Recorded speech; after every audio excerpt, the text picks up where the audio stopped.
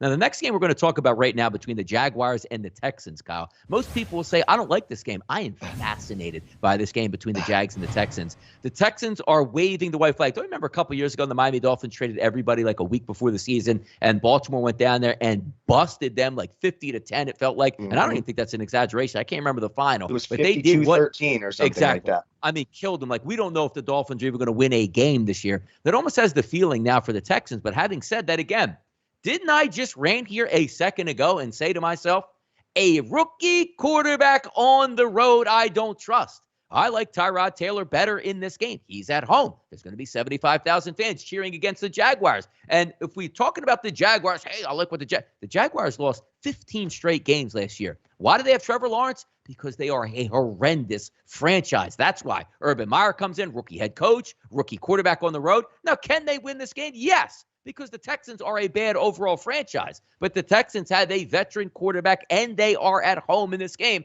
And both of their records, Kyle, say 0-0. So maybe the Texans don't believe they are as bad as everybody believes they are. Now, this would be much different here, because you see the Jaguars favored by 3 over the Texans. If this role was reversed, Kyle, I probably would be on the Jaguars. But the simple fact that the Texans are getting a field goal at home, that's the way I'm looking here.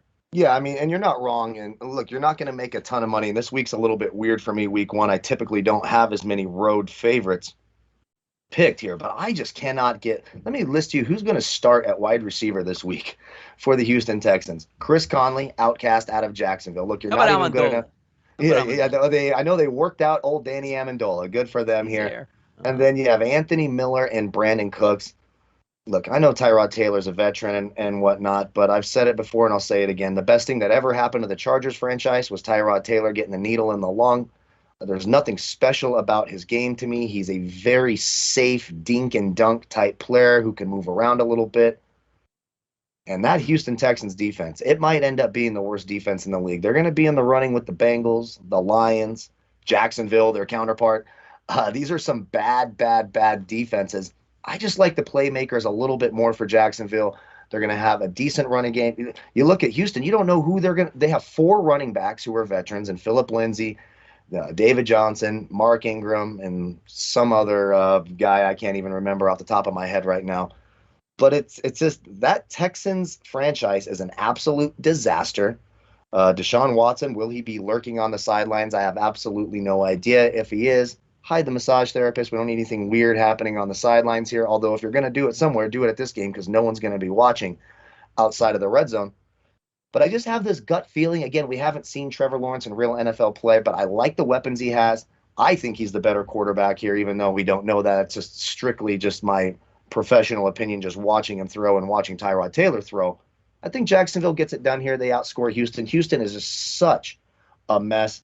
They have no talent anywhere whatsoever. I really do think Brandon Cooks is probably their best player. That's never a good sign.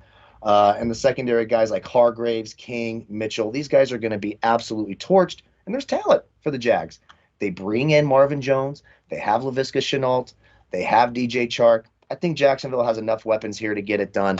And what could be a sloppy game. And this is another one. Looking at that 44.5, I think both teams can score on the opposing defense. I might lean the over here as well.